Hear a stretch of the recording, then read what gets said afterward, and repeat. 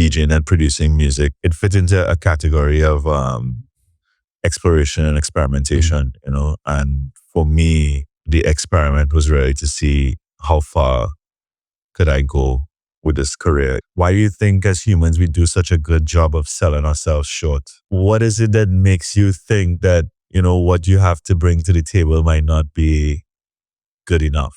Being a good person is probably a good place to start to form your identity, as opposed to, you know, whether someone is successful or not. Being a good person is not necessarily a prerequisite for being either successful or wealthy. All creative work is subject to interpretation, right? The only thing that you can sort of do as the creator is find ways to account for as many different interpretive states as possible. And the guy stopped and he said, "The place looks great. You're going to be a millionaire." I said, "No, I want to be a Jillionaire and just pay me in jelly beans." And I can light a candle, and it's really on me to decide what direction I want to point it in. How do I want to use that light, you know? And time is the same thing. I got to figure out that I'm pointing in the right direction.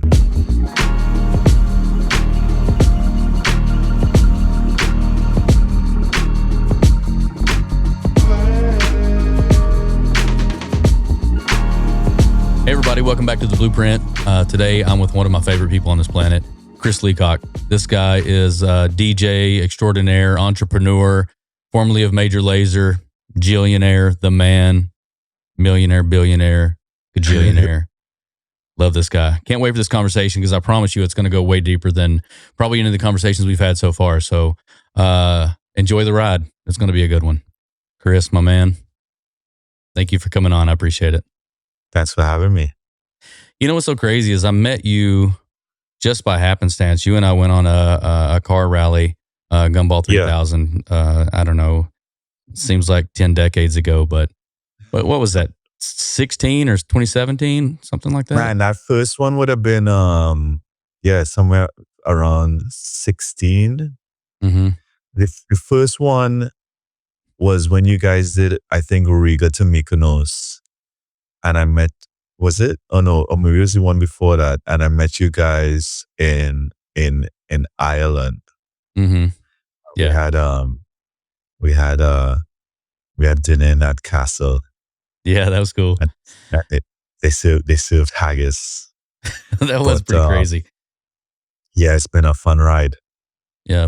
I just remember the very first time, and just the happenstance of us meeting was like, I'm driving down the road and you get a flat tire and I see you on the side of the road and all the cars have the same stickers to them. So you know who's kind of in your group or whatever. And I pull over and ask, "Do you guys need some help?" And we sit on the side of the road for what, 3 hours probably? A couple hours. Yeah. You know, I think if I miss anything about Gumball, it is that sort of no man left behind. Mm-hmm. Camaraderie, you know, the camaraderie and the friendship and the jokes and the interactions, you know, to me that was the most priceless part of it, you know, beyond all of the places that we saw and the people that I met on that journey, you know, that's what I remember. That's what I remember the most about it to this day. Yeah, me too. You know, it was really cool too because like I had no idea who you were. I just saw the stickers. I pulled over, asked if you need help, and you're like, "Man, I got this blowout on the side," you know, and that's So we're sitting there and somebody catches a photo of us underneath this sign, and I still have it. I'm going to throw it up on the screen at some point. Yeah. Dude, it's incredible. It's just like we weren't posing for it or nothing. We were just trying to stay out of the sun, but that big sign was the only thing to keep the heat off of us. But but we've been friends ever since, like, and it's not even nothing was forced about it. And, you know, you've always been so super good to me for no reason. I mean, I'm a redneck from East Texas, you know, that, but it's like, you know, I didn't have anything to bring to the table except for who I really was. And you know, saw that in me and you respected that. And so, appreciate the lift always. Why do you think as humans we do such a good job of selling ourselves short? Like what is it that makes you think that, what you have to bring to the table might not be good enough. Oh, I think what I have to bring to the table is perfectly fine. I in myself, Yeah, I believe that. But what I'm yeah, saying is, yeah. Uh-huh. when you get in certain situations where the people Yeah, you've surrounded have done more, they've leveled up, there is some separation between those types of people and the common person, right? And so sometimes there's not a draft in. And then I think yeah, when I find people like you, who there is no buffer, like there yeah, is truly an open door, an open passageway both sides. That's what I'm showing respect to. I'm not yeah, downplaying myself.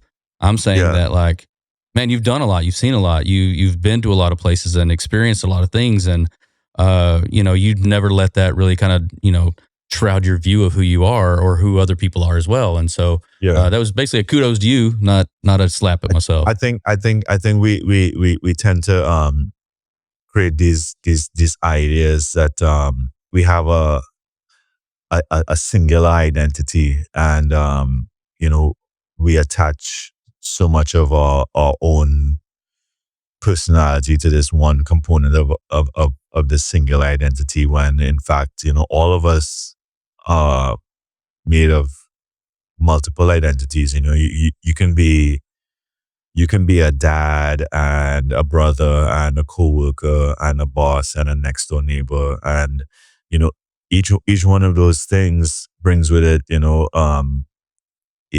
its own world almost. Mhm. And for me, I never really attach too much of my personality to the one thing that might make me popular or successful, or any of it, because and to come back to Gumbo, I think that was sort of one of the really good things about being on that rally, is that there were there were a lot more testaments of character than of success. I think that there's always this assumption about Gumbo specifically, that you know um the folks involved wealthy, and they self-made, and they successful, and those things are fine. But there's also, I think, before you even get to all that, there's always the question of, like, hey, is this a good person? And it Mhm. I think that being a good person is probably a good place to start to form your identity, as opposed to whether someone is successful or not, because successful and wealthy do not necessarily, Go like, hand in hand. no, what I'm saying is, like being a good person is not necessarily a prerequisite for being either successful or wealthy. Surely. But in the same way that being successful or wealthy is also are not prerequisites for being a good person. They Hmm. are independent components of your personality. So Yep. if would I want to form my personality around being successful or wealthy? No. Would I want to form my personality around being a good person? Yeah, all day. I just, Hmm. I feel like you can create a lot more value for other people if you are focused on being a good person. Whether that Hmm. is, yeah, stopping for somebody who has a flat tire, or being a friend, or just being being able to listen, to be present, to be aware of Hmm. others. So that's sort of how I've always approached any form of human interaction. And Hmm. not necessarily from a sort of, from a transactional standpoint of, what can this person do for me. Correct. Because I think that we can all, we can all find, you can find value in someone else without having to be like, oh, like, can this person make me, I think that a lot of us sort of think of it through the lens of, oh, like, can this person make me wealthy or successful? And it's like, Right. well, if my mental model of myself is not formed around wealth or success, and it comes from an idea of how good I am as a person, then my mental models of others are based on how good they are as people as well. Hmm. I told y'all it's going to be a great episode so far. So I haven't even started with. So where were you born? we've gone really deep. I love this. I mean, honestly, like that's the depth of character that I've just come to expect from you, and I'm excited about it. I mean, we've been friends for a long time, and every time we show up in a different place, like we're always checking to see who's there or whatever, and so you and I always link up if we're ever in the same place, and it's always a good time. So conversations are always never short of these deep thoughts by Jack Definitely. Handy. Yeah.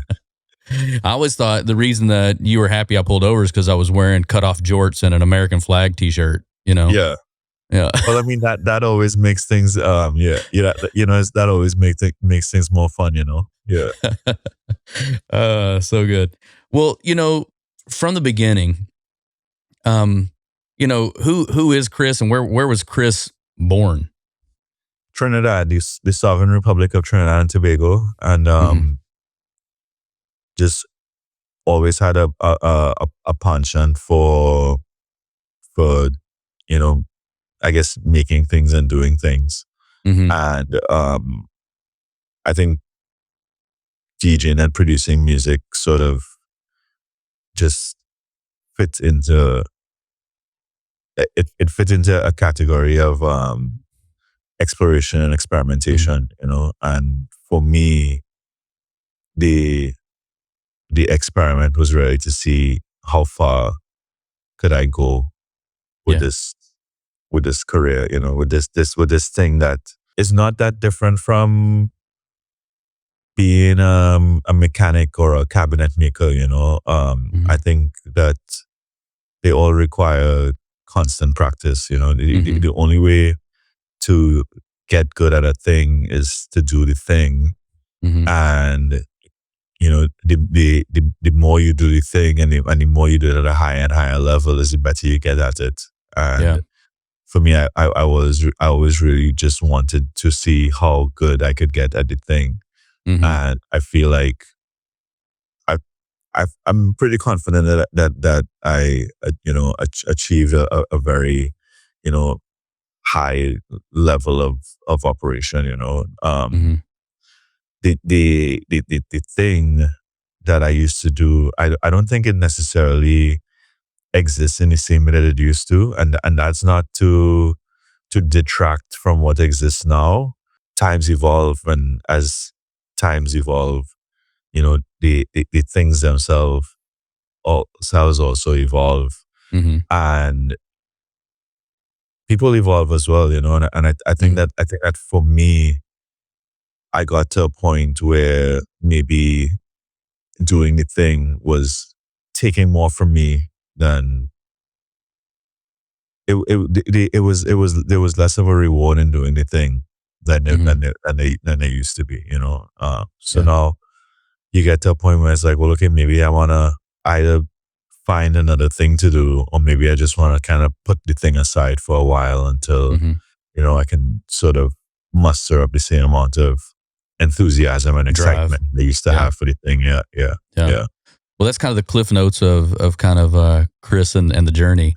But when you first started out, you were born in Trinidad, the sovereign state Republic, sovereign republic. Yeah. How big was your family? You got brothers, sisters? What do you got? I have a sister. She lives in St. Kitts. Yeah, she has 2 kids over there. And it's just the 2 of us, really. I mean, I have a big extended family. So my dad had 6 sisters, and I have a bunch of cousins and so on. So I mean, yeah, we have a big family. And in fact, one of my cousins turns 50 on the weekend, so we have a big birthday party to go to. Well, it's gonna be sick. I can't wait to get there. Yeah. I mean, always welcome. I know you always say it. I've got to get down there. It's been years of invitations, and I haven't made it yet. But so your family was an extended family. You guys were very close growing up, or it was just kind of like what was family like? I think it was super close. You know, I mean, I had a good relationship with most of my I would say with all of my family members. You know, we grew up pretty mother tight, and father. like I said. Yeah. Grew up with my mom and dad, and my dad was a electrical and civil engineer by trade, but he was also a sort of tinkerer. So he's a guy who had the sound system, you know. So for me, like that was sort of like my first exposure Hmm. to to music. You know, he had records and a turntable and you know and all Microphone. that sort of old school stuff. But then but then he also had he had a computer. You know, we had Mhm. a TRS-80, which was like a big calculator you plug into the back of the TV. And then from there we went to the Commodore 64 and the Commodore 128, and then we got into like the PCs, you know. So he's the one that really he was the one that was always experimenting and had all of this stuff, you know. So I think for me, I was influenced a lot by just this stuff that he had sort of Mhm. lying around that um we were more than welcome to use. You know, I think that there were some houses where, you know, the dad might have had a hi-fi, he might have had a computer, but the kids weren't allowed to use it, you know. But Yeah. in our household, you know, like he fully encouraged us, you know, to use Jump everything in. that we had there, you know. So that sort of Mhm. influence made at a very early age. It's crazy. So like your dad was the one that was into, sound and electronics.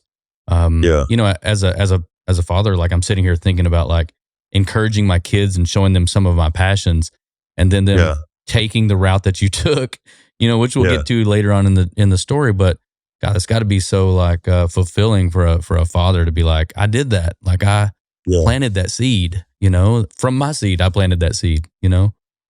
Well, that's the only thing we can really do as not just as parents, but as caretakers, right? You can Mhm. give not just children, but you can give others, you know, sort of like a playbook that says, "Hey, here's this thing that I did, and here's how I did it." And it's really up to them to decide, you know, how much of that they want to take on or not. You know, I feel like Mhm. I see a lot of my friends who they try to instill a passion in their kids for something that they themselves may be passionate about, Mm. and a lot of times they don't realize that, okay, well, you still like you know, the kid has to sort of come to that appreciation on Yeah. on his own, you know, like to, you know, I think that it's also important for them to be able to determine for themselves, like, hey, do I like this thing, you Mhm. know. Mhm. um but we always had an environment that sort of fostered that, Mhm. uh, I guess, discernment, you know, the ability Yeah. to decide if that's something you're into, or if maybe you're into something that's completely different, you know, and Yeah. that's fine too, you know. That's cool. Yeah, yeah. Yeah. So like Yeah. the very first thing was like when did it's one thing to listen to music and things like that, but the other thing is Mm. to like I want to get involved in this. Where was the seed for like, hey dad, I want to create my own sounds. Yeah. How do we do this? I think a lot of that just came very early on because you know, we had you just kind of have this stuff, you know. It's just it's like I think, again, I don't there was a period in time where, you know, like the idea of, you know, DJing became very glamorized, you know. And there were lots of images of people on stage in front of large crowds and so on and so on. But you know, I'm not being facetious when I say, you know, it's not that different from being a mechanic or a carpenter, you know. And I think that if you grew up in a house where there was all, you know, like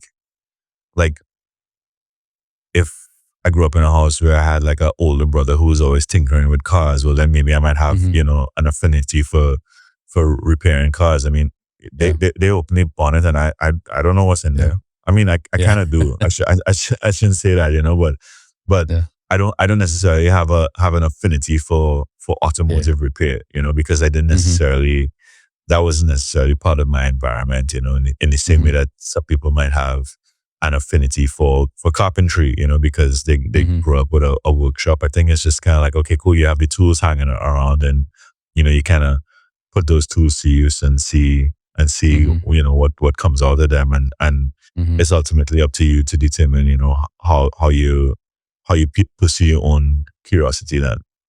Yeah, it's cool to see the two. There's two ways this kind of happens. There's a cultured environment where people are opening the door for you for experiences, and then sometimes you see like a plant that comes out of the concrete. You know what I mean? Like Yeah. those opportunities right there, where it's like really cool to see, you know, someone come out of an environment that is completely opposite of where they're at, and they're just a flower, you know, in the middle of the, you know, paved road, you know. Well, it's brute force, right? It's like you can't really stop that, you know. If somebody has enough drive or ambition, you know, the idea that somehow they, I mean, I just think that the idea that your circumstances or your environment might somehow be working against you is a little bit of a misnomer, from the standpoint of you're the one that's in charge, right? Like you have complete agency over your own decision making process. So you're the one who gets to decide the outcomes. I mean, yeah, there are external factors, but you can account for those external factors and still succeed. You know, and I think that that now more than ever, people need to kind of keep that in mind, that you know, there are no ideal conditions, you know, and there never will be ideal conditions. It's really up to you to determine, you know, if today is the day that you put one foot in front of the other, and that could be you know, creating something, that could be starting a podcast, that could be going to the gym, that could be, you know, whatever it is that you need to do, you know. There's not, nobody's gonna come over and put your foot in front of the next one for you. You know, you have to decide to do that on your own. You know, and the idea that people will somehow want to outsource that decision making to some third party, you know, and say, well, you know, if you know, if the weather was better, or if I, you know, like when I save some more money in the bank, or if I was, when I get a girlfriend, or when I get married, or when I get a house, or when I get, and all they do is they move the goalposts a nudge each time, you know, and it's easier that, you know, it's easier to just keep moving the goalposts than to try and kick the ball, because I think that for a lot of people, they feel like, well, okay, well, what if I take a shot and I miss? I was like, well, okay, well, if you take a shot and you miss, well, that's fine too, you know, but you just let that loss turn into a lesson, you know, but that you have to be willing to take that shot first, you know. You have to be willing to take a chance on yourself first, you know, rather than expecting that, you know, there's going to be this sort of like magical environment where, you know, some third party is going to come along and say, hey, you look like a prime candidate for XYZ, you know, and maybe that happens, but a lot of times it doesn't, you know. It's really just, is your own, you got to do it by your own brute force, through your own strength. Yeah, that's, I totally agree with that thing, man. I'm always, you know, preaching, you know, if you want it, do it. Outwork everybody, go push harder, because there's people that, you know, when it gets to the fourth quarter, even in games, you know, there's people that just get tired and just want to quit, and just is like, I've had enough of this. And that extra gear that you have at that moment, where everybody else is willing to lay down and you're willing to push forward just a little bit further, like those are the things that kind of carry you through the breakthroughs, through the wins, through the just a little bit more than everyone else. So, you know, those, I totally agree with you, man. I'm really big on, like, you can do this if you just buckle up, you know? Well, it's a saga of constant practice, right? The only way to get good at tennis is to play more tennis. The only way to get good at golf is to play more golf, you know. And if you go out, and you have a bad golf round or a bad tennis game, you don't just throw your clubs into the ocean and say, I'm never going to play again. You say, you know what, today wasn't so great, and I acknowledge that. I'm not going to be too hard on myself, and I come back out tomorrow and I try again, you know. And I think that the ability to not be so hard on yourself, and the ability to realize that you keep, you know, I think treating something as a practice makes it, it makes it feel like there's less odds. It's like Mm-hmm. it's not like I think there's a difference between telling yourself that I have to win at something as opposed to just telling yourself, well, I have to keep getting better at it, Mm-hmm. and Yeah. keep getting better at it doesn't necessarily mean that I'm going to win every day. But what it does mean is that if I don't win, I don't Lose. destroy myself over it. I take it in stride. I take it as part of it's just a part of practice. Yeah. No, that's great advice. I think, because I always use the term win, but it's, Yeah. if you don't win, it doesn't mean you lost either, right? Like you're still growing and you're getting better. But, spinning off of that, what was speaking of spinning, that's, you see, I did right. I did there. What was the first thing that you ever recorded on? Did we do like, what are you 48, Yeah. 49, 47. What is it? Yeah. 47? 47. Yeah. When do you turn 48?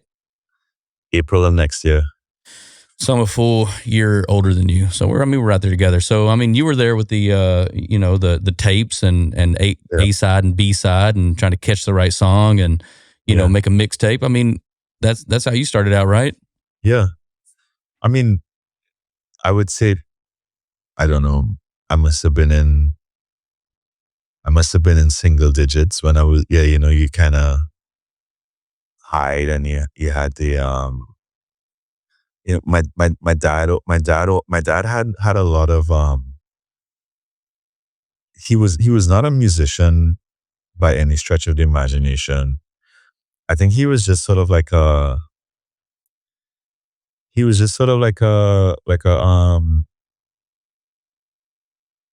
like a stuff guy.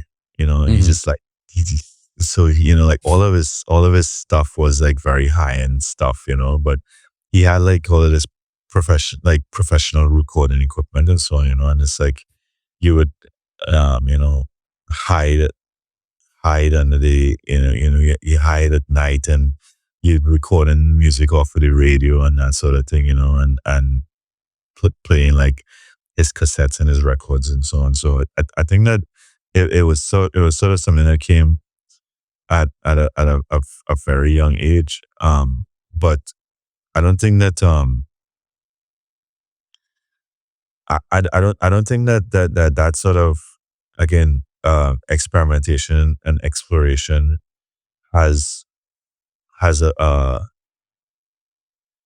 I don't think it has a very rigid form. Mm-hmm. I think that any sort of creative explorations, um, they all kind of come from the same place. And what that means is that if you can put two colors on a palette, and you know which colors will go together, that's you operating on the same principle as your favorite DJ who can put two songs together, Yeah. and that's, again, that's not to discredit one or the other. In other words, I'm not saying that um every DJ should go out and be a painter or vice versa, but I think that there is some sort of um universal understanding of creative language, whether that be um oral language or visual language, in terms of, okay, well, I can sort of understand what works, Mm-hmm. and how do I pair these two things, because I can understand what works. I understand the similarities between them, and I Mm-hmm. understand that because there's similarities, I can use them to create context for a Mm-hmm. third thing that doesn't even exist in this, Mm-hmm. here. Um, and from a very early age, I think it was a lot of that. It was a lot of sort of exploring, you know, relationships between things, and I think that, d- um, and music related stuff, whether it's DJing or production, is sort of just Mm-hmm. understanding the relationship between two sounds, Mm-hmm. however granular you want to look at that, but I think that if you can sort of understand that relationship, then the next step to that is storytelling. Mm-hmm.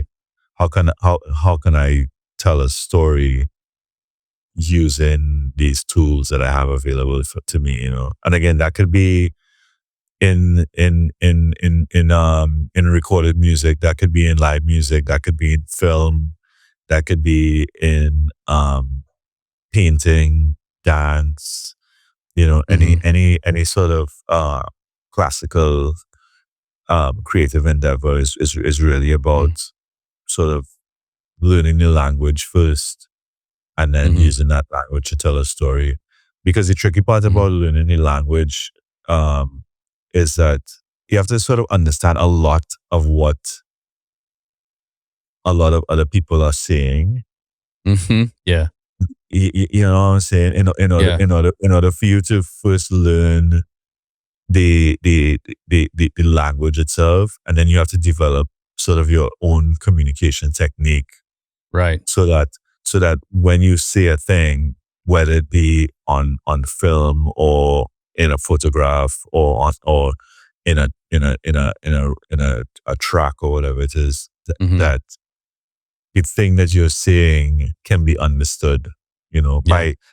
by someone else who doesn't necessarily have a comprehensive understanding of the language. Yeah. It's Um, funny because you were saying just a second ago, it was like, yeah, it took me through some exploratory stuff in my mind. You said when you were a kid, you were just exploring, right? And there's a yeah, difference between, and I think a lot of genius comes out of children exploring just in general because there are no rules, there are no barriers, there are no do it like this processes that happen. But at some point, you switch over from I was just exploring and playing to, like you said a minute ago, this is the language people use. And yeah, this is the way they're used to receiving things. How do yeah, I make my exploratory something over here fit inside of your language, but yet not be like everyone else? You know what I mean? yeah. Well, I don't know that it necessarily has to fit. I think we're most familiar with verbal language, right? So if if I have a comprehensive understanding of verbal language, I can describe to you what I'm seeing out of the window right now, and the description will be fairly accurate, right? Like I could describe to Mm-hmm. you what I'm seeing out the window right now, and then turn the camera, and then you'd be like, okay, cool. Like what you described to me sort of fits what I can see. Okay, Mm-hmm. so you can sort of validate verbal language in a sense. Um, the challenge then becomes if I describe something to you and you don't necessarily understand the language that I'm using, there may be a loss of context, right? Right. And vice versa. If I don't Yeah. have the language to describe what I'm looking at, Correct. then it's going to be a lot more. It's going to take me a little bit more time for me to Mm-hmm. explain, what I'm seeing. Like if I don't Yep. know what a water tank is, and I just say, yeah, yeah, like I'm seeing a house, and then there's a big black plastic thing on top. But at some point, you're gonna be like, "There's a big black plastic thing," and then you're, "Oh, a water tank." And it's like, "Yeah, Yeah. yeah, that." You know. Mm-hmm. So again, a lot of it comes from creating those type of feedback loops. So Mm-hmm. I think a similar process takes place in visual art, where um, somebody presents a work, um, and the thing about it is that all creative work is subject to interpretation, right? So Mm-hmm. so the only thing that you can sort of do as the creator is um, find ways to account for as many different interpretive states as possible. So, what are people going to think when they look at this painting? Mm-hmm. Or what do I want people to think when they look at this painting? And how can I align those two things? In other words, how can I include enough context and enough contextual cues in this thing that I'm making, whether it's m- um musical or visual or whatever it is, how can I include enough contextual cues that when somebody sees it, they kind of sort of immediately understand what it is, you know? Mm-hmm. In other words, you know, the yellow and red and the M of the McDonald's are contextual cues, right? So I can sort Mm-hmm. of look at that painting behind you and say, okay, cool, like that's, you know, a Ronald McDonald, you know, Mm-hmm. or it's derivative of a Yeah. particular style, right? Mm-hmm. Um, and you know, I think understanding how to read those contextual cues and then Breadcrumbs. find and then find ways to incorporate them into your own work, you know, is sort of like that's kind of like the biggest part of the practice, you know, because Mm-hmm. if I incorporate enough contextual cues, that is like language, right? So like that's like, oh, like I Mm-hmm. put enough language in there so that anybody, you know, and it's like somebody who doesn't necessarily speak the same language as me. Um, and again, we're not talking about verbal language, but creatively can look at that Yeah. and be like, okay, cool. I can grab all. I can. There's something there that I can hold on to, and Mm-hmm. even if that isn't, you know, all of the message, at least I'm able to glean some part of the message because I Mm-hmm. understand the control cues that are embedded in the work. Yeah, I actually think in a similar nature, I'd sometimes go to some of my gallery shows and I'll sit in the back of Yeah. the room and for people that don't know me, you know, that's my work. I'll sit in there and I'll act like I'm just a regular patron coming through or whatever and Mm. listen to what people are saying about him. Are they understanding what I'm trying to personify? Are they Yeah. catching the message? You know, Mhm. is it resonating the way that I wanted it to, right? Mhm. And I'll just hear these bits and pieces of things. And sometimes it'll make me think, okay, I wasn't clear enough here. Or, oh, that's something that even, you know, resounded way more than what I thought I was going to. You know, it's like, Yeah. it's pretty crazy to hear those breadcrumbs. And do we do our part to tell our story? And how do we get someone from point A to point Z, you know, and still be able to get them all the way there without them falling off at some point, you know? Yeah. Okay. So you jumped over and you went through, you know, recording things at home and started, you know, did you jump out and start like doing local home parties, or did you like do some local pubs, or like how did Nah, the I mean, it was just sort of, you know, it's an expensive hobby, yeah, you yeah, know. tell me about It's it. not, it's not I mean, things are different now, right? Because you just sort of have everything on a laptop and you know, so much of creating things now has been has AI. been has been digitized, you know. I mean, I don't yeah, there's that, but that in itself is just really an abstraction of everything else that came before, you Mm, know. In other words, it's a tool, right? So yeah. do you want to be a human that's using a tool, or do you want to be just like is your work representative of um your human interaction with a tool, or is your work representative of just like, oh well, here's what the tool made, you know? I mean, Mm-hmm. Right. I think like in y- you know, you used to have those keyboards back in the day, and the keyboards would always have like a little kind of sequence on it, and it would kind of play a song, right? Mm, Like these yeah. electronic Mm-hmm. keyboards. Now, the fact that the electronic keyboard has a sequencer on it doesn't just mean that people just press the sequencer button and then they just, oh, like the keyboard plays a song and they use that, you Mm-hmm. know, because you just be like, oh, wait a minute, that's just, bro, that comes stock with every keyboard, you know. But Mm-hmm. do you use that and find new ways to reinterpret that, or Mm-hmm. to sort of make it your own, or Mm-hmm. to teach yourself how to use this tool a little bit better, you know? And Mm-hmm. I think that it's sort of the same thing with what we see now, which is that if you're going to outsource all of your human agency to a a third party, right? To like a computer, Right. then you sort of defeating the purpose of of engaging in any sort of creative exploit in the first place. Right. Yeah. But if you can use the tools that are available to you to help enhance your creative exploits, then I mean go go for it. Yeah. I agree. It's sort of the same. It's sort of like people who say, should I use a digital camera or film camera? And the Mhm. reality of it is that um it doesn't matter what kind of camera you use once them pictures look good. Mhm. If I can take, again, if I can take a picture that contains enough contextual cues that people could walk by and be like, oh, like that's a nice photo. Like Mhm. nobody looks at a nice photo and goes, oh man, that's a nice photo. I wonder if they used I wonder what kind of lens they used. Mhm. Nobody looks at an amazing painting and goes, oh man, that's a nice painting. I wonder what kind of brushes he used. I mean, Yeah. I, There'll be a subset of people that do it, but yeah. that's what I'm saying. Yeah, yeah. What I'm Yeah. saying, yeah, like you can have that sort of like obsessive, understanding of of subject matter where you Mhm. want to obsess over, oh, like what kind of brushes did he use? Like what kind of like what kind of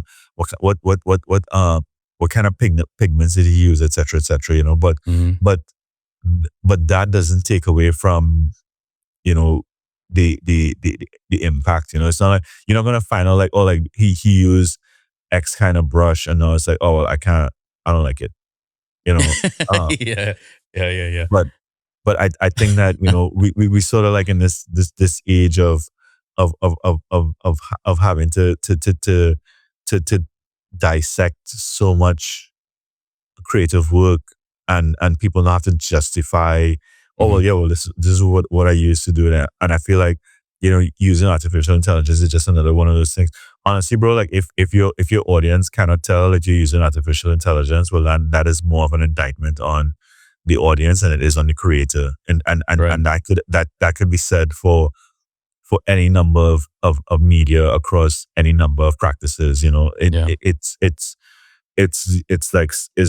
like using steroids. Like if your audience can't tell that you're on steroids, and you throw the ball crazy faster than all the other kids in your class, well then that sounds like an audience issue. Yeah. If you genuinely derive fulfillment from you know um using a technology as a crutch, well then that's on you too. I mean, Yeah. but I think that what we need to train more than anything else is discernment, so people can kind of tell the difference. Like Mhm. the fact that that so many people can't tell the difference used to be alarming to me, and now it's just sort of like, oh well, I kind of get that, but at the same time, it just speaks to the fact that we're losing we're losing our ability to think critically, and that sort of ability to think critically is what is one of a handful of things that separates us from the not just the monkeys in the jungle, but from Yeah. my dog. Like that's the difference between me and my pet dog, is that Mhm. I have the ability to think critically about certain things, and people keep outsourcing their critical thinking apparatus to these third parties, and I think that is a lot more dangerous than the the existence of artificial intelligence itself, Yeah. is the inability to tell the difference Discernment. between Yeah. to tell the difference between what is real and what is artificial. Yeah. I mean, because just in general, people are lemmings and they're going to believe whatever they see without even jumping into it. I just remember, like, I made a post and it had, you saw these things on TikTok or whatever, and they got like these frames, these templates that already come up, and one's got Kevin Hart that comes up and he's carrying a giant painting, and I Yeah, put like one of my Biggie paintings in it, and the painting that I put in it, it's a green screen, right? And so the yeah, painting I put in there is bouncing all over, right? It's mm, literally moving everywhere. And Yeah. I thought it was so funny. I was like, guess who the newest guy to catch one of my paintings is? Blah, blah, Yeah. blah, you know. And you know how many people came up and congratulated me that Kevin got that painting? And Yeah. I was like, buddy, like, look at it. It's obviously a gag, right? But the discernment wasn't there, or the engagement was they didn't even look past the thumbnail. You know what I mean? Well, that's the thing. Yeah. I think that the internet, you know, the internet's the biggest book that nobody reads because they can't get past the book covers. You know, it's like Yeah. you'll see people see a book cover for a thing and they don't open the book. Then, you know, but then they'll go back and they'll repeat like, oh, like, let me tell you about this book I read. And it's like, oh, well, did you actually read the book? It's like, no, well, actually, all I did was I looked at the cover, you know, it's Cliff like, notes. well, yeah, it's like, well, that's not necessarily how you're going to get the information out of the book, but people treat so much of what exists on the internet with that sort of rationale, you know, where they're not making any sort of healthy commitment to really understand the subject matter. Yeah. No, I totally agree. But I want to get to the transition of like, how did you come from living room kid making things and understanding, and not this theoretical? What were the real things that happened for you to go from stage 0 to like, how did you progress through music, and what were the things that got you to your biggest stage? Like, how did you rise to this? Lots of failure. Okay. What was the first one? I can't say offhand because I feel like we don't spend enough time tracking failure. Mm-hmm. You know, we spend a lot of time tracking success. Yeah. And you know, and we spend a lot of time being told that we must celebrate success. And you know, these celebrations then become markers. You know, these become the milestones are not so much the successes themselves, but the celebrations of the successes, right?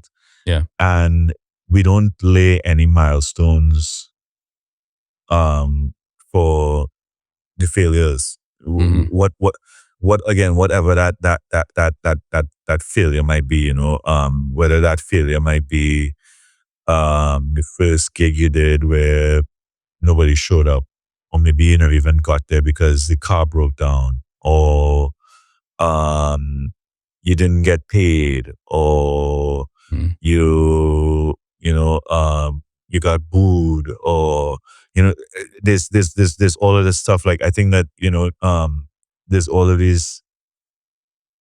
You get so many chances to kind of turn around. You know, it's like every time you choose not to turn around, then it's kind of like playing a video game. You know, it's like after you conquer that one stage, like it's not hard anymore. You know, it's like, oh well, I already conquered that stage. You know, so I don't need to really I don't need to put any real effort or any energy into that thing anymore because I already did that. You know, it's like, oh, like nobody showed up. That's fine. Like I already did that. You know, you know, and you can extend that into any area of your life. And it's like, oh, like missed flight. Oh, that's fine. Like, you know, I think that, you know, one of the things about resilience is that we ask ourselves the question, can I do this thing? Whatever the thing is, right? And the answer to that question usually is yes, because you have done it before. And the thing that you have done before may not necessarily, it may not, if you can find a way to redescribe the thing, then you probably have done the thing before, just under different circumstances. So that means that you can do the thing again now. It's just the circumstances are different. You're standing in a different room, or you see, you know, but the thing is bravery or courage or patience or self-awareness or critical thinking or not losing your mind. You know, it's just like, oh well, have I ever done this thing before, and it's like, oh, have you Mhm. ever not lost your mind before? Yeah, sure you have, Yeah. Yeah. but it's sort of incumbent upon you to to ask yourself, first of all, if if this feels, what about this feels familiar? Because Mhm. a lot of times we find ourselves in situations where, or like, a lot of this feels unfamiliar, but it isn't completely alien, because Yeah. there are going to be parts of it that are familiar, right? Yeah. So how do I hold on to the familiar things as a sort Mhm. of anchor or a guide rail or a safety vest Mhm. that will allow me to navigate the unfamiliar things? And Yeah. I think that failure is a really good place to start, because failure is incredibly familiar. It's just Mhm. kind of like, oh wait, I already ate shit before, so like I can like, and you can kind of ask yourself, okay, what's the worst thing that'll happen? Well, I'll eat shit. Okay, well, have you ever eaten shit before? Yeah. Mm. All right, cool. If I can deal with whatever's the worst thing that's going to happen, well, then everything else after that is sort of not. It doesn't pose um as big or as comprehensive a challenge as I first thought, because Mhm. um I don't have to be as scared of the thing as I initially thought I needed to be, Yeah. because I oh yeah, all the worst that could happen is that I could fail. I could tank. Okay, well, have you ever tanked before? Yeah. Yeah. So Yeah. then, if you've tanked before and you know what tanking looks and Feels feels like. like, well, Yeah. then it's sort of Old hat. incumbent on you to just not do that. You don't want to tank? Well, then don't tank. Okay, cool. Mhm. You know, Mhm. and that was, I think for me, that was sort of uh, a ethos I took into, a lot of things, which is try not to be so hard on yourself. Yeah. Yeah. And I always unfortunately found myself, you know, being very hard on myself, like holding myself to very high standards, and having Yeah. to come back to that reminder of, well, you don't have to be so hard on yourself, try not to Yeah. be so hard on yourself, and you know one thing about learning compassion and patience and care and consideration for Mhm. yourself is that now that becomes a part of um your toolkit. Now that becomes a part of your way of doing things. So now you can not be so hard on others as well. So now you can express some of that to other people as well. Mhm. But again, you have to kind of start at a point of even self awareness of like, hey, am I being hard on myself? Yeah. Am I being compassionate? Am I being caring? Am I giving myself a chance? Yeah. And that can be that. Am I giving myself a chance to fail if that's what if that's what the circumstances call for? Mhm. If I didn't properly prepare, you know, then that's truly nobody else's fault but my own. Yeah. And now I have to accept, whatever are the consequences that come that come with that. To come with it. So let's say we don't focus on failures. Say what? What are the we don't focus on failures. I get where you're going with that. No, Totally. I mean, What are we focus on failures, but I think that we acknowledge them and that we learn from them, as opposed to becoming victimized by them. Mhm. Like when you, you watch you watch interviews with bands sometimes, and they'll tell you these crazy stories, and Mhm. the thing about it is that over time, everything sort of um kind of converges on being inconsequential, right? And Mhm. you'll watch these stories and they'll tell you some kind of crazy thing that happened, Yeah. and they laugh about it, and about, you know it, you miss a flight, I don't know, or somebody Mm-hmm. crashes your stage or something, Mm-hmm. and maybe at the time it felt like a bad thing, but enough time and you just kind of, that Mm-hmm. was funny, Right. If Right. we Right. don't want that to, what do we have to do if we don't want that thing to happen again, But Right. the only way you can ask yourself the question, what do I do if I don't want the thing to happen again, is if I acknowledge that the thing happened in the first place. Yeah. So Yeah. sometimes it's important to just acknowledge your failure. Ask yourself, well, what caused that failure to happen, and how do I avoid that from happening again in the future? And also Mm-hmm. how do I also acknowledge that if it were to happen, well then it's not it's not the end of the world. It's not Yeah. this is not the end of my career. If this Correct. Yeah. thing happens, yeah. Yeah. It's all about getting back up and running again. Yeah. Where did the name Jillionaire come from?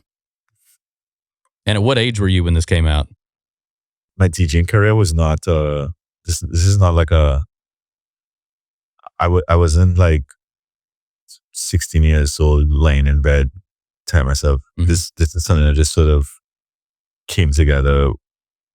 I mean, I must have been like 30 years old. I was Mm-hmm. like a fully formed adult, Mm-hmm. as I just thought, oh, this seems like something interesting that I might want to do. Let me Mm-hmm. see if I can get good at it. Mm-hmm. The name was it was a joke, and it was I can't do. I had a bar in Trinidad called the Corner Bar, and when we were building the Corner Bar, I had a friend who would pass by every day, and we had built these doors, these hand hewn teak glass doors. They were like 10 feet tall, and one day we installed the doors, and the guy stopped and he said, "The place looks great. You're gonna be a millionaire." I said, "No, I want to be a Jillionaire and just pay me in jelly beans." And he would pass by and yell that at me, and when the bar opened, I would DJ, nothing serious, just like in between acts, and we had live music 5-6 nights a week, and I would uh, DJ in between acts and during downtime and so on, and it was just sort of like a parody that just stuck, and I sort of got to a point where um it was, I guess, too late to change it for something Mm-hmm. a little more or a little less meaningful, Yeah. So I don't really, yeah, like I said, I've never really, I think I've never really attached um enough of my personality to for me to try and come up with a more convincing explanation of where it came from. I Mm-hmm. think it was just a part of the experiment. Yeah. No, that's cool. Like I always wondered that. I've never asked that. It's funny that we've known each other for forever. I've never asked the root of that because I would have Mm. expected like DJ Philosopher or DJ Deep or DJ Theory, something in that scenario. But Jillionaire is always something I thought, yeah, I got to get to this one when we have this interview Yeah. for sure. Um, when did you come in contact with Major Lazer and how did that happen? It's about 2009. Yeah. Yeah. Um, Bro, to be honest with you, none of these stories are particularly compelling. It's not. Yeah. I think that people always expect some level of magic or mysticism, but it's really just how do you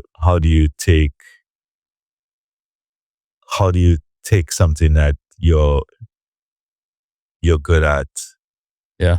and get great at it. Yeah. And I think, being able to find being able to have a group of friends who just want to be great at a thing Mm-hmm. is a good place to start, you know. Yeah. And I think that's probably how a lot of rock and roll bands were formed, you know. Yeah. You do a thing, and again you do that thing over and over and over, and you eat shit, and then one day you eat less shit, and there's always a possibility that you might eat shit again, but you just kind of keep going, you keep getting better at it, you know. So I think that Mm-hmm. I think we were just like a few friends who wanted to get really good at a thing that we like doing, you know, and we put a lot of, we held ourselves to a very high standard, and we put a lot of our own energy and effort into that. Mm-hmm. Yeah, I just remember when I first met you, I was, you introduced yourself as Chris, and then everybody was like, "Oh, that's Jillionaire," and I was looking around for who's Jillionaire, right? Yeah. And I was like, no, that's Chris. I was correcting them. No, that's Chris. Yeah. I met him earlier. That's Chris.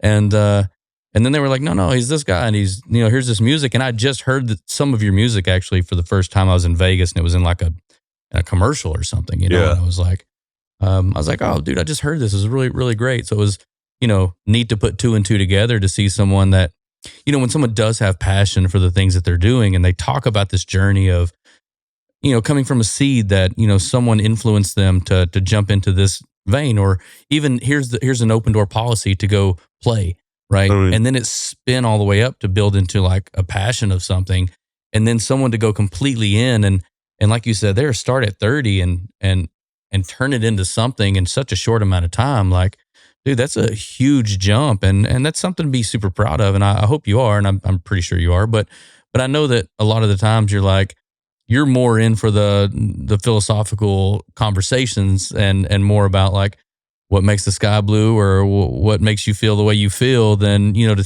talk about yourself. And, but I am very proud for you, that you've done what you've done. And I hope that resonates the way that I mean it to come across. But, Of course. But, man, you've done such a great amount, of things. And there's so many people out there that are like, I've been grinding, or I've been pushing this out, and I've been trying to do this. And, some of those thoughts that you've put through to tell people like, hey man, you want to go, like, sometimes you are going to eat shit, sometimes you are, Yeah. Period. Yeah.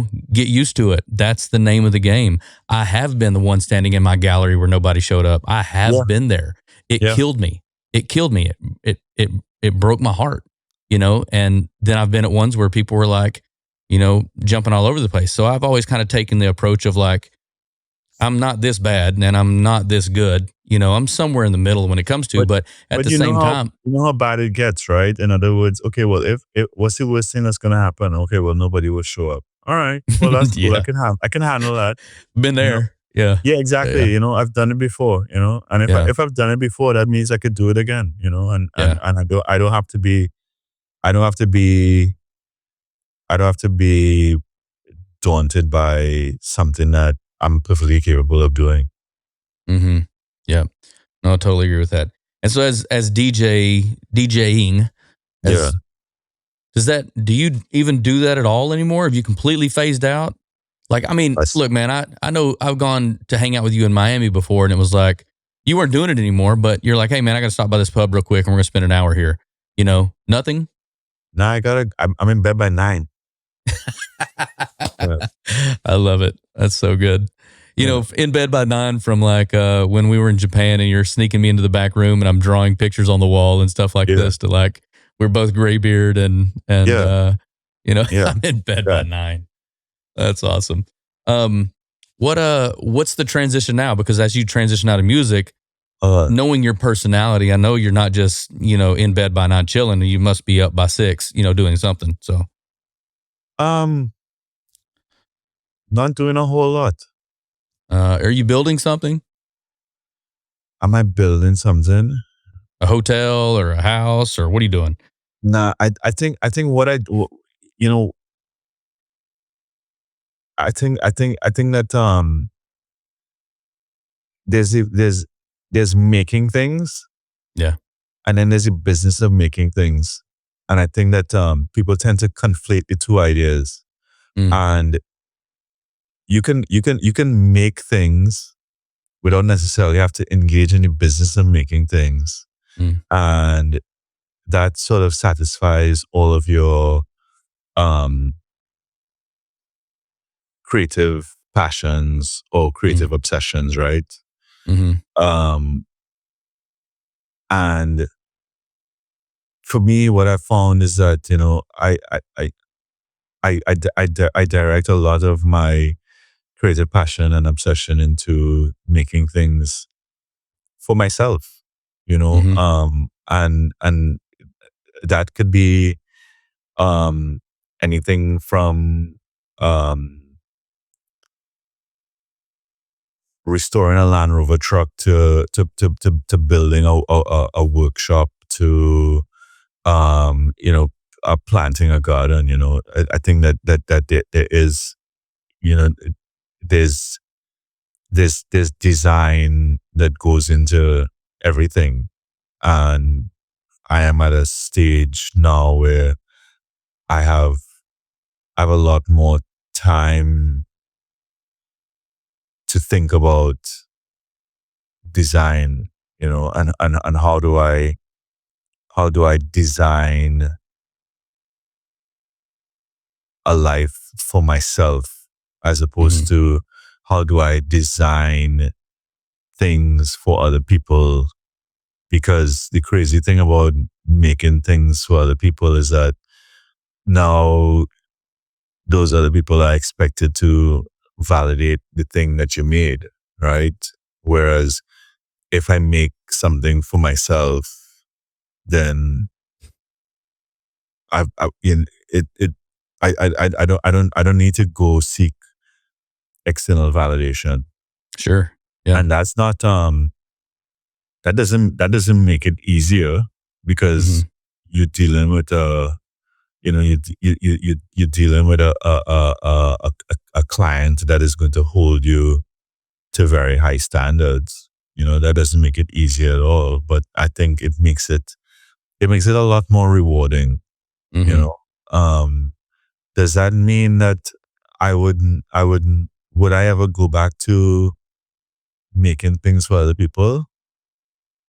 I mean, it's possible. You know, I enjoy making things for other people. Whether that was, you know, when I was um doing DJing or events or bars or restaurants or Mm-hmm.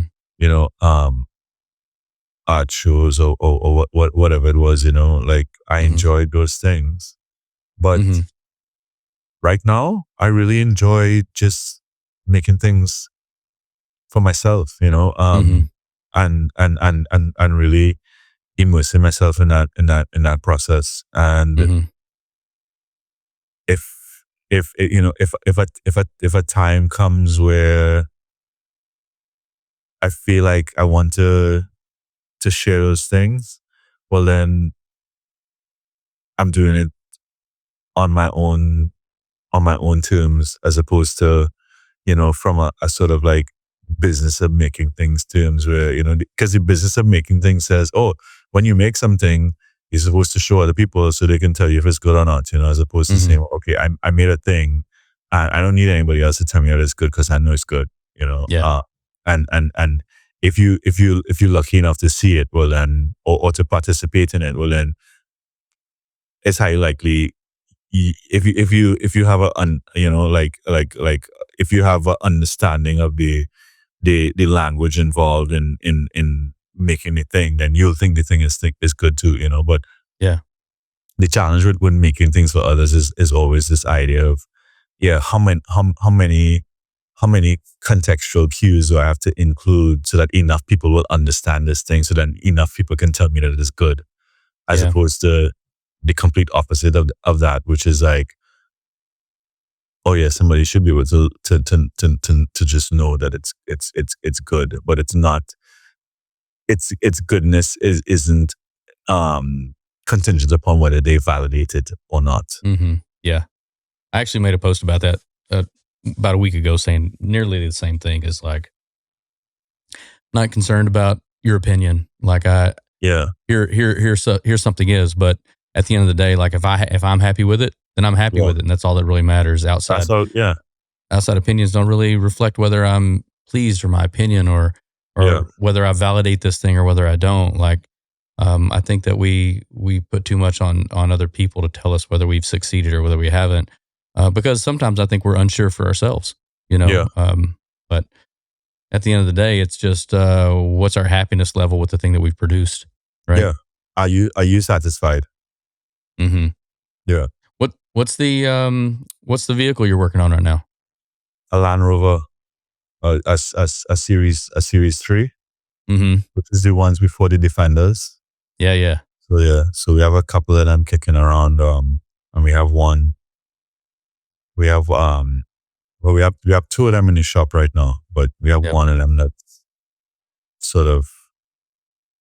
I mean, these things take forever, so I don't know. I don't know when it'll be finished, but hopefully it'll be finished. I think. So, I think it'll be finished what's your before the end of involvement? the year.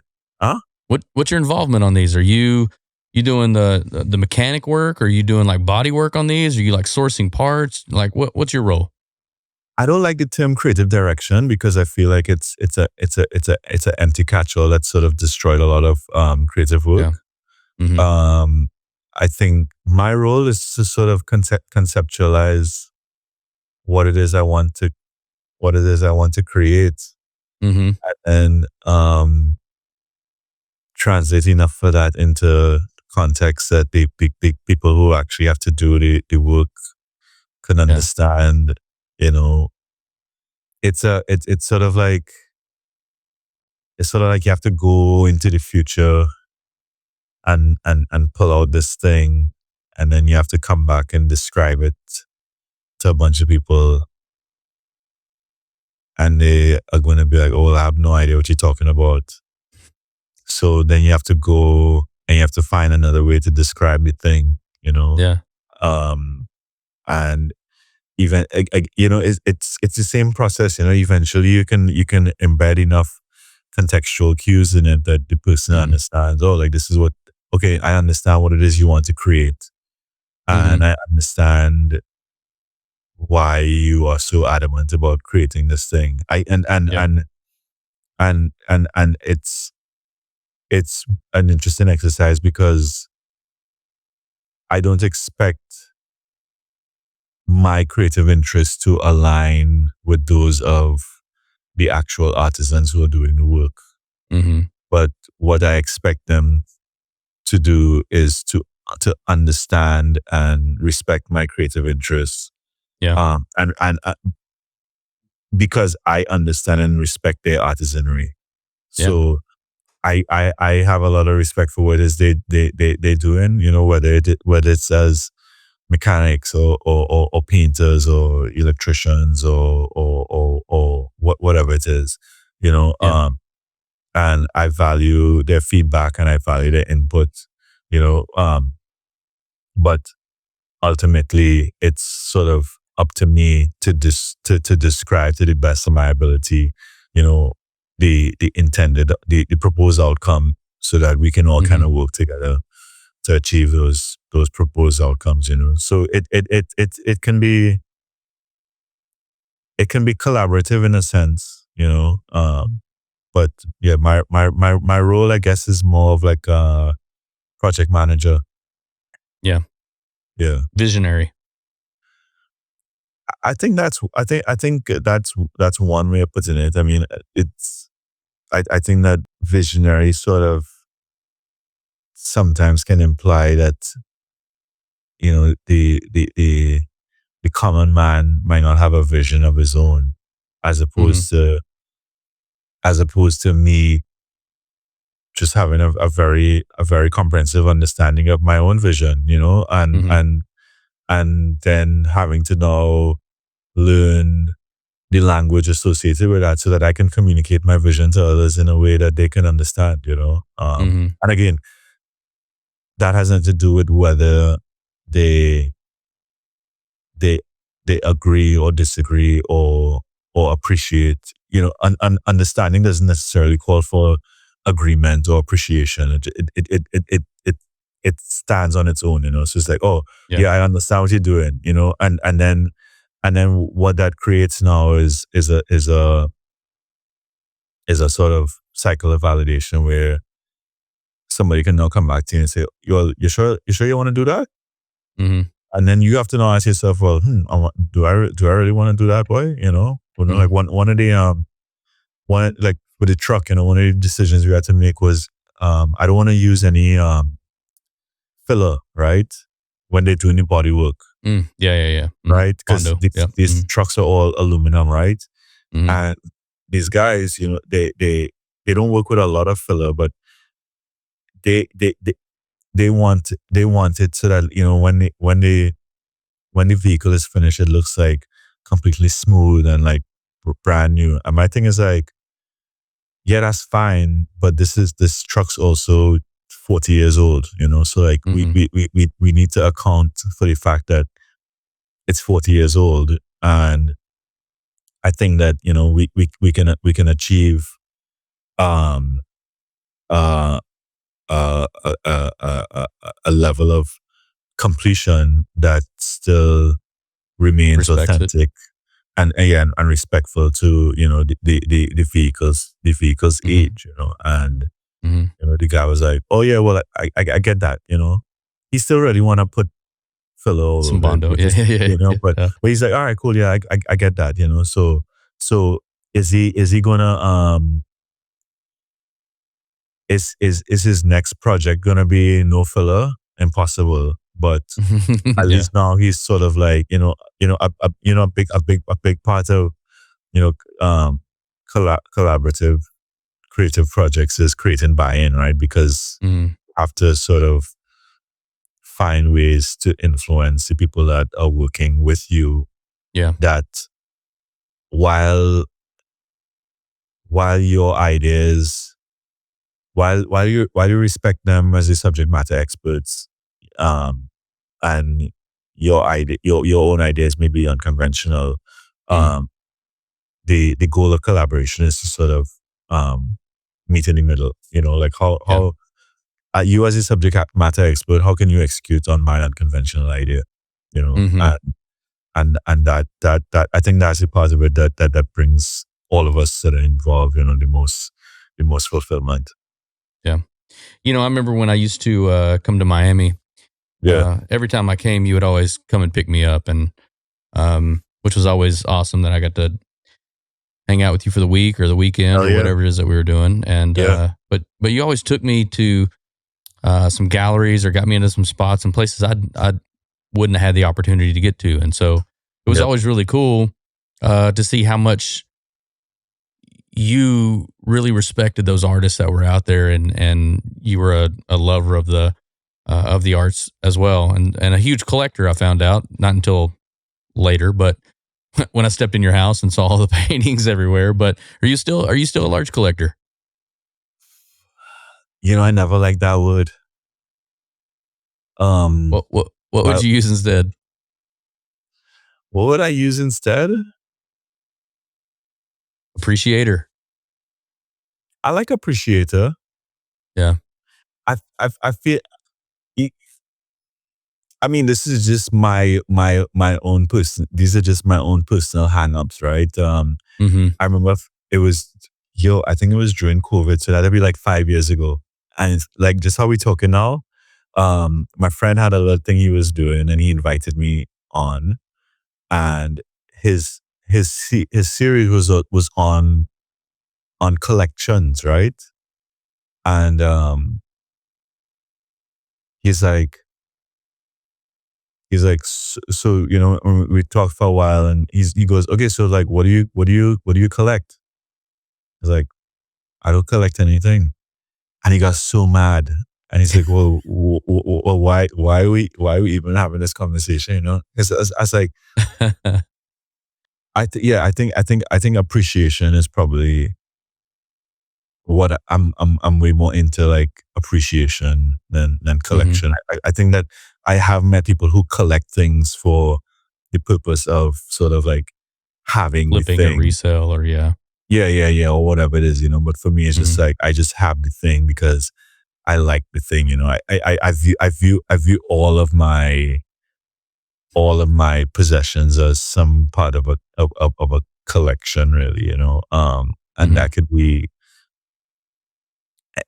all sorts of nonsense, but I wouldn't necessarily say that I'm like, you know, people, I feel like people who collect stuff. I always think of like, those little ceramic plates Yeah. that, yeah, like that's what I always think of when anybody uses the word collector. It's like, Spoons. oh, like, huh? Yeah. Yeah. Spoons, silver spoons when I went Yeah, yeah, somewhere or yeah, whatever. Yeah. ceramic plates, yeah, and Yeah. baseball cards Yeah. it's like, do I have a shoebox full of baseball cards, stamps, Yeah. but I think that I've always had an appreciation for visual art, and a lot of the yeah, the majority of the work that I have in my house is probably just friends. I think when I first started, like I didn't really start to learn visual language until I was maybe in my 20s. I Mhm. mean, I was aware that visual language existed, but it's not something that I really thought about in that sense. People, the average person doesn't really learn visual language at an early age unless they took like a arts class in school or design class or something. So you kind of, it's something that you start to learn as an adult. Mhm. And the first people I was ever really into were just like my friends who were making stuff, or people that I would meet. I did a lot of traveling around, and I would travel around and I'd meet people. I remember maybe the very first one of the very first paintings I bought was a guy in I used to go to Stockholm a lot, and it was like Mm. a friend of a friend in Stockholm, and we went to his house one night, and he had all these drawings on the wall. I was like, yo, that stuff is sick. Like what's going on here? And he's like, yeah, I make these things, and I remember I said to him, I said, I don't, I think I actually said this because I don't think I was living anywhere at the time. I think I was like, yo, like I don't have a house, but when I get a house, I'm gonna call you up. He's like, all right, cool. This guy's a weirdo, and so said so done. Like I I I remember I messaged my friend who is our friend in common. I was like, yo, um, can you put this together for me? And it's always been a lot of that. Just like you know some of it is friends, some of it is mementos from places that I've gone. So the the things, the objects themselves all have a story. Mhm.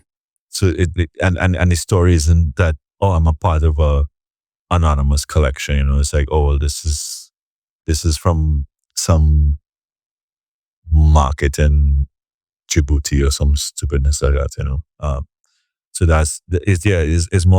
it's more like me having a physical record of the places The I've been travel. to, or the Yeah. things that I've done, yeah, Memoirs and an appreciation of the culture that was yeah, there that you've gone yeah, yeah, through. yeah, yeah, yeah, yeah. Like it's like trinkets, yeah, Mhm. Yeah, everybody wants a like I said, a spoon that says Arkansas on it or yeah, whatever, yeah. and you're Yeah, bringing home a piece of the artwork. Yeah. same type of rationale, but I might go to Arkansas and I might meet, some really fun painter, and then I'll say, hey, Uh-huh. like let me hold that, So it's some of that, yeah. That's awesome. You do any traveling anymore? Nah, nah, I didn't even want to leave my house. Yeah. It's Yeah. funny, the older we get, man, the more I'm like that myself. Like I go to work and I get home on Friday and I don't leave my home until Monday morning. It's like I'm good here, That's kind of It's how it should be, though. I mean, like you should make your home. You should finish your home with the things and the people you love. mm, Um, to the point where, or like, I'm in a place. If I'm surrounded by all the things and all the people I love, why do I want to go anywhere? Go outside? Oh, for what? yeah, yeah. So I think that that's sort of been that's sort of been my approach, over the last couple of years. It's like Mm. if I'm if I feel safe, Mm-hmm. if I feel comfortable, if I feel calm, if I feel relaxed, if I feel all of these things, like I don't. Okay, well, yeah, great. Mm. I don't need to leave that. Yeah. I think that that human nature has become this sort of like quest for better, and Yeah. we've been led to believe that we should gamble what we have now for the possibility of having better tomorrow, as Mm-hmm. opposed to being like, oh, well, wait a minute, like what I have now is pretty great. Pretty sick. Yeah, Yeah. yeah. Just a sec, yeah, Mm. like I don't need to, I don't need to chance it, Yeah. and I think I kind of started realizing that, pretty early on. 2016 or 17 underneath that sign. That was Yeah, probably it. yeah. You're right, huh? And just sort of lean way into that now, So it's like, and I don't really, I don't feel, I feel like travel for me now has become far more functional than Mm. recreational. Like Yeah. and I enjoy where I am, and I enjoy the things that I do. I enjoy the things that I don't do. I Mm-hmm. enjoy the fact that I get to do these things. I enjoy the fact that I don't get to do certain things. And it Mm. doesn't necessarily leave me with a feeling of loss or longing or wanting or any of that. It's Yeah. just like, okay, cool. Step out of that world. Have you Yeah. do you get stuck in TV shows? Man, so much of television is so bad now. Mm-hmm. Because so much of art in general is so bad now. Because so much of critical thinking is so bad now. So you put these shows on, and I can't get through. Like you end up watching these shows because of a sunk cost fallacy. You feel like, oh, I'm already invested in this thing, so let me watch it to Mm-hmm. the end. And Yeah. I'm kind of at a point now where I'm like, oh, like this is trash. I'm out. And Just call it what it is and bail. Yeah. yeah, and I'm definitely less forgiving now with a lot of creative output, and Mm-hmm. you know we also live in a world where um it's become taboo to provide constructive criticism. Like you're not Yeah. allowed to say that a thing sucks. Yeah. You're not allowed to have high expectations for a thing. You're not Yeah. allowed to say, oh, that thing is not, it could be better. You're Yeah. not allowed to say, oh, that thing needs work. Mm-hmm. All you're allowed to say is, oh, that's great. Oh, Yeah. you know, thumbs up emoji, Yeah. and it's not, for me, a lot of it is not like, oh, well, you're just a hater, you're just an old head, It's like, no, well, Mm-hmm. I just like stuff that's good, and Yeah. if it's not good, well then Mm-hmm. I don't I'm not gonna feel pressure to participate in something that's not good just because somebody on the internet Mm. says it's good. Like Yeah. that's not enough. Yeah. One of the things that I really love the most and I miss quite often, but I take the chance every chance I get is you remember back during in COVID when people were doing these like live interviews and stuff that were Yeah, going on. yeah, And I'd love seeing you on these things. Because you're talking to someone else or whatever. And then there's like these little, messages that will come up on the right side, yeah, and it's like, oh, so and so's in here, so and so said something or whatever. yeah, And I'd always pick a different animal and put it like it was farting. yeah, the puff of wind.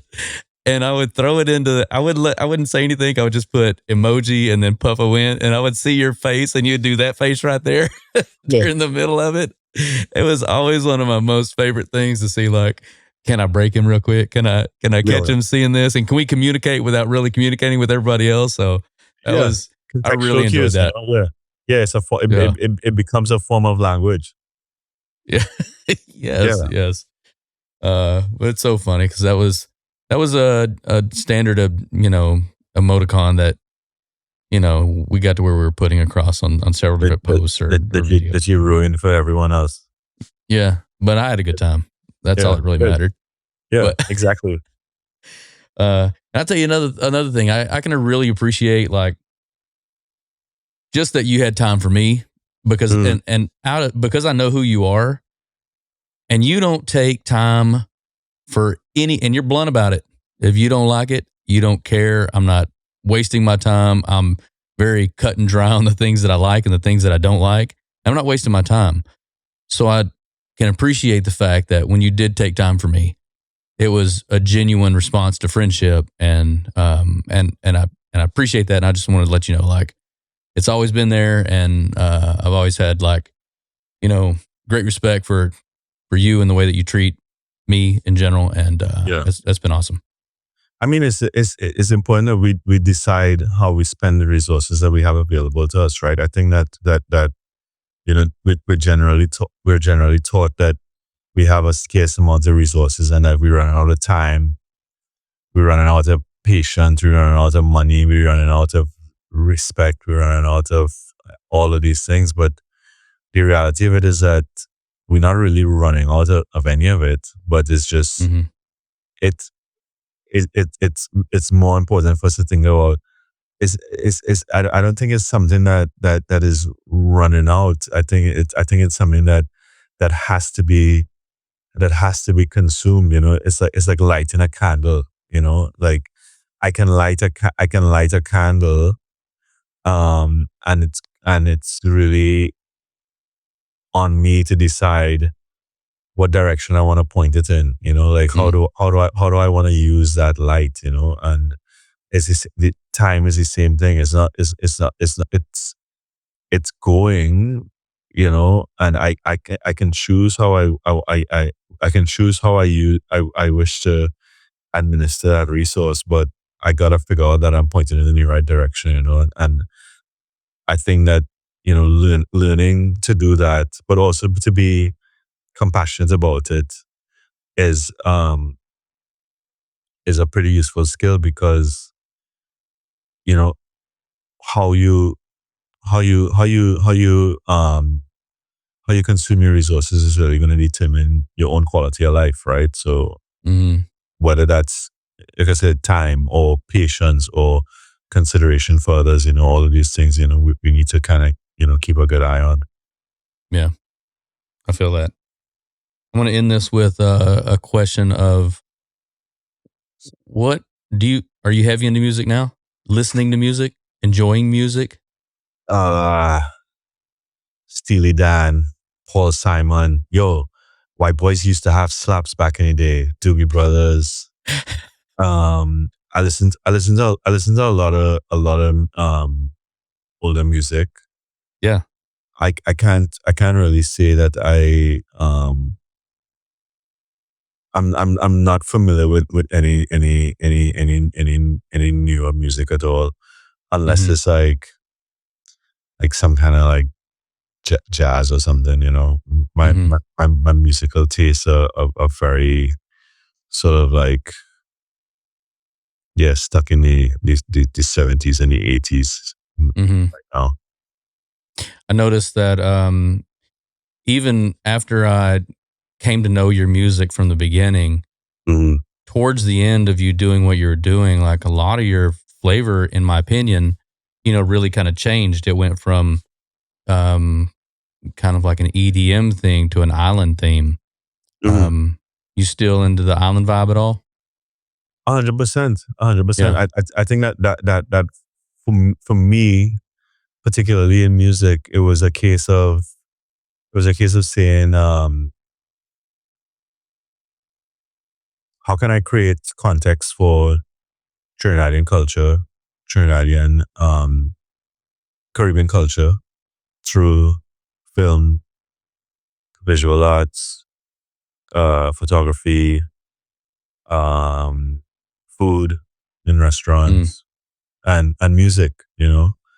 And in creating that context, not only be able to build a bridge for, let's say, people outside of the Caribbean to understand Caribbean culture, but also for people within the Caribbean to understand that they can also transcend beyond, just their small island. Right. Whether that be through doing it in person, or whether that be through, just using the internet as a communication tool. So Yeah. it was always important for me to kind of continue to carve out that cultural space. Then, Yeah. That's cool, man. I'm gonna get one more. uh, Can't believe I didn't bring this up earlier. Watching a TV show. yeah, Literally kicked back on the couch with Kelly, and we're watching some documentary, and up pops my man's face on it. yeah. Firefest. What was that about? Like, I had no idea. Like, I'm watching this thing. It looks like it's going to be super sick. I'm Yeah. excited about what's happening. Turns into train wreck. And then next thing you know, you're sitting here on the television telling everybody about your experience on this thing. What was that? It was one guy's really ambitious idea. Yeah. Yeah. I think that I think that it takes a certain level of schizophrenia or similar mental illness to pull something like that off. But we learned nothing from it. And the culture continued to deteriorate, and no one was held accountable at a macro level, and Yeah. it just sort of, like that level of grifting, continues to this day, like he didn't do anything that's different from, any number of, hustles that have been Yeah. legitimized on Instagram or Twitter or anything like that, Uh-huh. and that, and I'm not Just fine. I'm not making any judgments on, whether the guy, I don't think the guy had a malicious intent. Yeah. I think he really wanted to do this thing. I just think he didn't have the resources to execute. Yeah. Yeah. Yeah. And how'd you get sucked into it? Oh, we were one of the headliners. So when they were making the documentary, a friend of mine who was involved in the documentary reached out to me. He's like, "Hey, would you like to talk about it?" And I was like, "I guess so." Yeah. Yeah, that was a shocker. I had no idea that you were involved in that. Then I'm literally Yeah. watching this show, and I'm like, do you guys know anything about this? Like, anybody else? Nobody. You kept it so quiet. Yeah. But that was crazy. Well, my man, I just want to say, like, it has been too long for us to go without talking. I know we Indeed. still text and stuff like that, but not face-to-face talking like this. And Yeah. I promise you, I need to get down there and see you and see your new lifestyle, and We're working on it. the one that's not the other Miami one. Let's see the new Trinidad in the sovereign republic of Trinidad. Yeah. But honestly, thank you so much for coming on. You are one of my favorite people, and really, really appreciate it. I appreciate you as well. Thank Yeah, you. man. All right, everybody. Until next time, that's the blueprint.